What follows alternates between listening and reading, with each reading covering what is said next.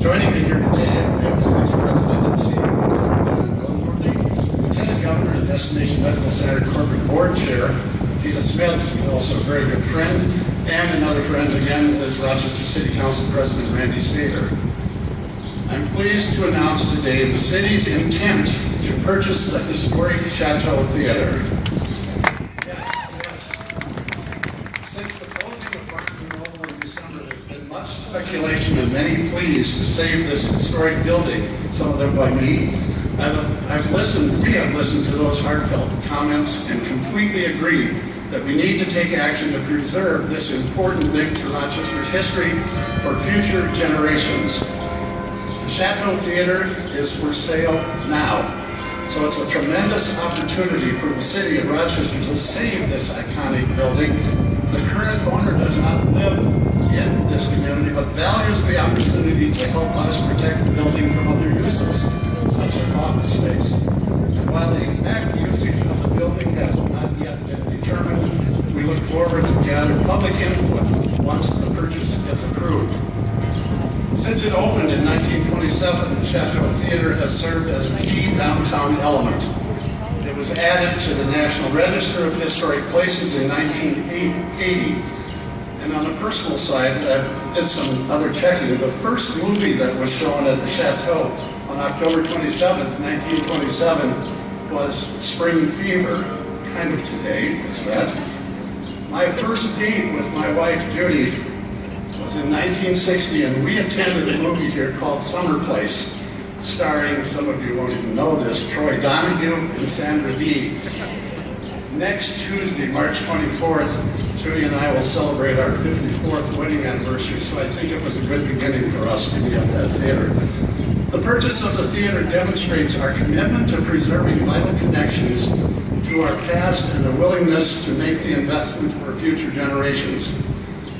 Thanks to the generosity of Mayo Clinic, we are able to meet the $6 million purchase price. And now I'd like to invite Dr. President and CEO of Mayo Clinic to add his thoughts.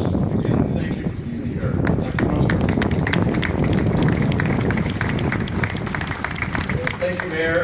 Mayo Clinic is pleased and honored to be part of this great day for our community. The Mayo brothers supported the arts and believed it was important in medical entertainment options for people throughout our community and region, our employees and our visitors. They, like others, advocated for building the Chateau Theater. In fact, Dr. Charlie Mayo had the honor of turning the first spade of dirt during the groundbreaking ceremony on April 1st, 1927, 88 years ago. Our gift demonstrates Mayo's commitment to this community and to historic preservation.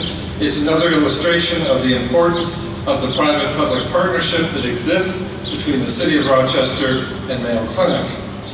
We know that when patients and their families come to Rochester, they spend 70% of their time away from Mayo Clinic and in the community. And it's extremely important that there are ample entertainment and leisure time activities for them.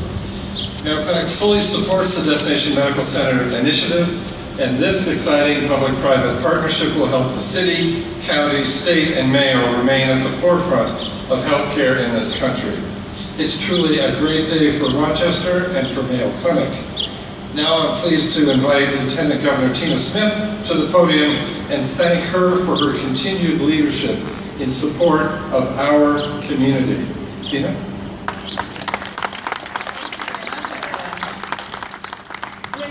The Chateau Theater, you know that you're in Rochester, Minnesota. You couldn't be anyplace else. And if you think about every great American city, it has its iconic landmark. We've got the Golden Gate Bridge in San Francisco. We have the Empire State Building in New York City. And here in Rochester, Minnesota, we have, of course, Mayo Clinic, and we've got the Chateau Theater. And thanks to the foresight of the City of Rochester and Mayo Clinic, this iconic building will be a part of the heart of the city forevermore. And this is something I think that we should all feel very, very proud of. This is a project that we are so proud to support as part of the Destination Medical Center. And I think it is a first and very auspicious step in our goal to create a global center for health and wellness and to have Rochester be America's city for health. So I'm so happy to be here today to congratulate the city and Mayo Clinic for taking this next step. And I'm very, very pleased to welcome next to the podium our good friend and your City Council President, Randy Saber.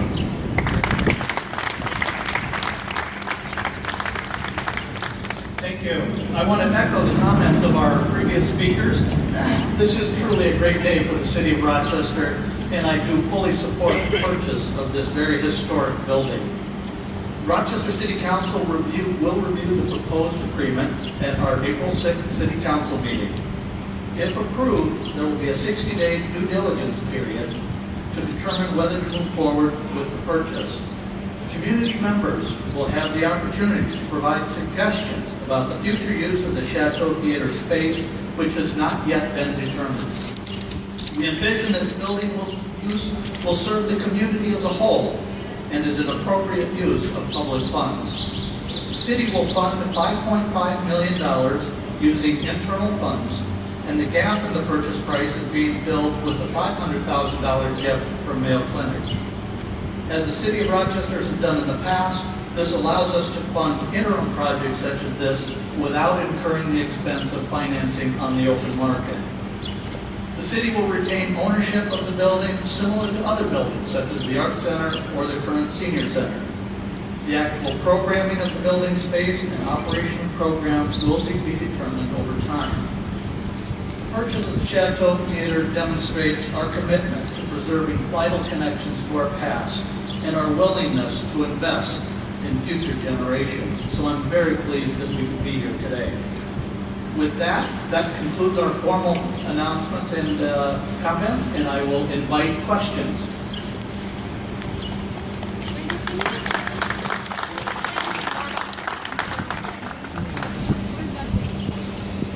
As is normally, the question related to where do the internal funds come from. We have a number of capital projects that we fund, so we have essentially a cash reserve, and we would borrow against those. It is our sincere hope that the Chateau Theater fits very nicely within the vision of Destination Medical Center, and we would hope at a future point that we could utilize some of those funds to reimburse those expenses. Can you elaborate on the DMC dollars maybe being available, like how the process would work to access those potentially? Well, the process is still being worked out. Again, the question relates to the DMC dollars and their access. We're very hopeful that the DMC plan will continue forward in the approval process, and then projects will be brought forward to the DMCC board for approval, and then their subsequent approval would lead towards reimbursement from a financial standpoint. Thank you for that question. Though this is just very new information, we have more to find out. I believe that the concept would be that the DMC, my board, would be asked to support the city getting credit against its $128 million for this investment. We're not considering at this point that the state funds would be needed for this project. Have you been able to assess what renovation or maintenance would be required to get the building up to whatever purpose you might want to use it for? No, not at this time. We have viewed the interior of the building without any specific uses in mind. We don't have any desire or any real need for renovation or anything of that nature. Certainly the structure is very sound. We were very pleased by what we saw. So initially our goal is to just keep it very viable and look forward to some future opportunities. How much input is the community going to have into what this building goes toward, and where are they going to be able to voice their opinions as to what happens? As far as what happens with it, well, I think the council in recent days has talked about how do we make this the best and highest use of structures in our city, and then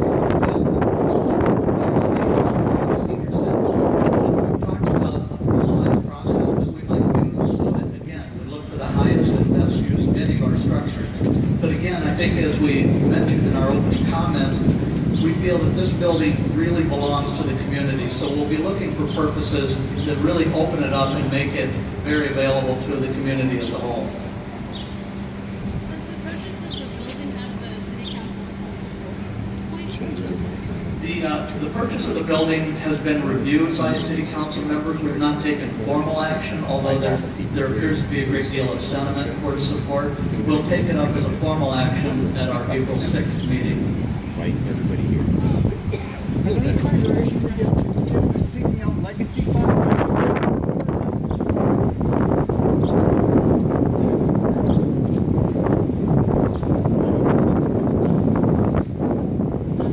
I think that would probably be a question best directed for the city. I think the city would have to bring that forward. As far as I know, we've not contacted